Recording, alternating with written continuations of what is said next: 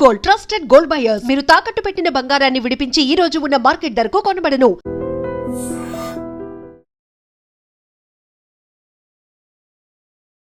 Hi hello నమస్తే, welcome to iDream media. నేను మీ శ్రావ్య. రీసెంట్గా మనము ఒక రూల్ ఆఫ్ కాంపౌండింగ్ అనేది బాగా పాపులర్ అవుతుంది. అసలు ఆ రూల్ ఆఫ్ కాంపౌండింగ్ ఏంటి, వీటన్నిటి గురించి డిస్కస్ చేయడానికి మనతో పాటు ఉన్నారు AMFI certified mutual fund distributor PS Chandrasekhar గారు. నమస్తే సార్. నమస్తే అండి. ఎలా ఉన్నారు అవునండి.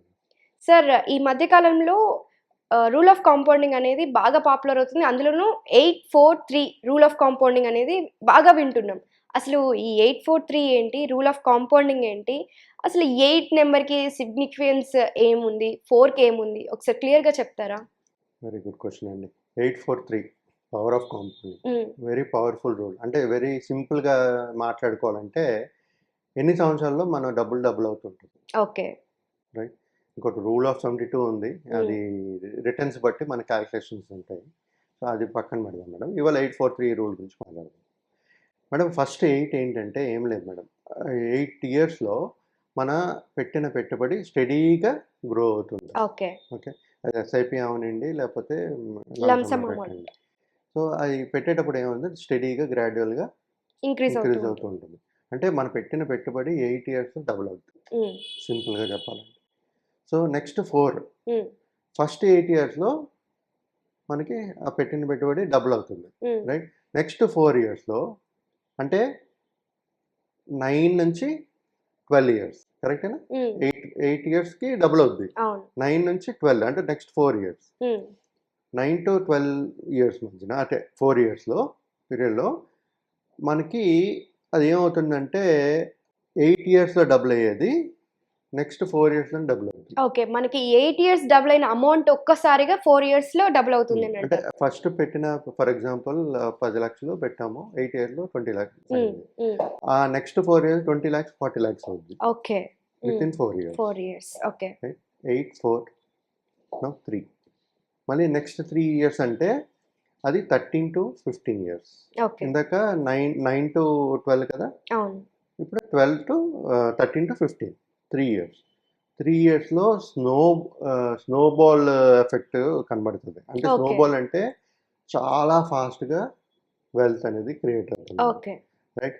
ఈ 3 ఇయర్స్లోనే ఫస్ట్ ఏమో double 8 years, next double 4 years, next double 3 years. So మనకి ఎప్పుడైతే ఈ పవర్ ఆఫ్ కాంపౌండింగ్ ప్లే చేస్తుంటుందో మన రిటర్న్స్ అనేది డబులింగ్ అనేది చాలా ఫాస్ట్గా జరుగుతుంది. ఇనీషియల్ ఫేజ్ ఒక్కటే ఏదైతే 8 ఇయర్స్ ఉందో అదే కొంచెం స్లోగా గ్రాడ్యువల్గా స్టడీగా పెరుగుతుంటుంది. తర్వాత నుంచి ఈ పవర్ ఆఫ్ కాంపౌండింగ్ అనేది అగ్రెసివ్గా ప్లే అవుతూ మన వెల్త్ అనేది క్రియేట్ చేస్తుంటుంది. ప్రతి ఒక్కరూ ఇన్వెస్ట్ చేసే వాళ్ళు ఏమనుకుంటారంటే మంచి రిటర్న్స్ వస్తాయి కదా మనకి 12 to 15% అని చెప్పి ఇన్వెస్ట్ చేస్తుంటారు. 1-2 ఇయర్స్కే చూస్తుంటారు. పవర్ ఆఫ్ కాంపౌండింగ్ అనేది మన డబ్బులు పెడితే కదా మనకు వచ్చే డబ్బులు లాంగ్ టర్మ్ లో చూసుకోవాలంటే సిప్ అనేది చూసుకుంటే మనకి అక్యుములేషన్ ఫేజే 8 ఇయర్స్. సిప్ వేస్తుంటే 8 ఇయర్స్కి అక్యుములేట్ అవుద్ది. అదే లంసమ్గా పెట్టారనుకోండి, అది పవర్ ఆఫ్ కాంపౌండింగ్ ఇమీడియట్గా పెరగడం కడుతుంది, మనకు వచ్చే రిటర్న్స్ మీద మన పవర్ ఆఫ్ కాంపౌండింగ్ పెరుగుతుంది. సో విత్ ఇన్ 8 ఇయర్స్లో డబుల్ అవుతుంది. నెక్స్ట్ 4 ఇయర్స్లో వచ్చిన దానికంటే ఇంకా డబుల్ అవుతుంది. ఫస్ట్ 8 ఇయర్స్లో డబుల్ అవుద్ది, నెక్స్ట్ 4 ఇయర్స్లో మళ్ళీ డబుల్ అవుద్ది, నెక్స్ట్ మళ్ళీ 3 ఇయర్స్లో డబుల్ అవుద్ది. సో ఈ పవర్ ఆఫ్ కాంపౌండింగ్ అనేది చాలా ఇంపార్టెంట్. మ్యూచువల్ ఫండ్స్లో ఇది మీకు వెల్త్ క్రియేట్ చేస్తుంది. సో సింపుల్ ఫార్ములా ఏంటంటే 843 your money will be doubled in 8 years, first 8 years, then that money will be doubled again 4 years, దాని తర్వాత మళ్ళీ 3 ఇయర్స్. ఓకే సార్, ఫాస్ట్గా పెరుగుతుంటారు. ఓకే. ఇప్పుడు దీంట్లో చాలా మంది లంసమ్ అమౌంట్ ఇన్వెస్ట్ చేస్తుంటారు, సిప్స్ ఇన్వెస్ట్ చేస్తుంటారు. సో ఇద్దరికి కూడా సేమ్ వేలో మనకి అనేది వస్తుందా, లేకపోతే డిఫరెంట్గా ఈ 843 అనేది మారుతుందా అంటారా? చూడండి మేడం, అంటే పవర్ ఆఫ్ కాంపౌండింగ్ అనేది ప్రతిదానికి ఎఫెక్ట్ ఉంటుంది. సిప్ అవనండి, లంసమ్ అవనండి.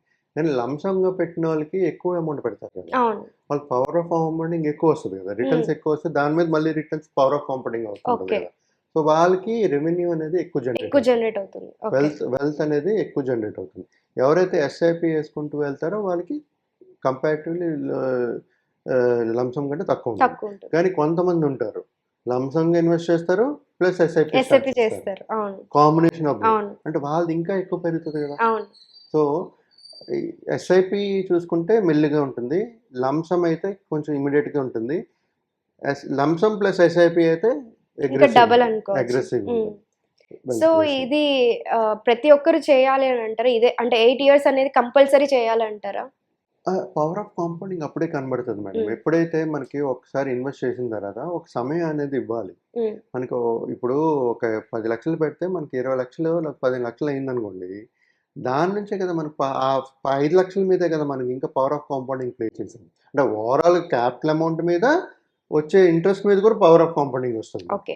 మనకి ఒక లంసమ్ అమౌంట్ మనకి రావాలనుకుంటే మాత్రం 8 ఇయర్స్ అనేది మీరు పెట్టుకుంటే మీరు ఆ డబుల్ అమౌంట్ అనేది మీరు చూస్తారంటారు. నేను చెప్పేది ఏంటంటే మేడం, ఇక్కడ ప్రతి మ్మ్. ఒక్క ఇన్వెస్టర్కి mutual fund long term strategy ఉంటాం కదా, హ్మ్.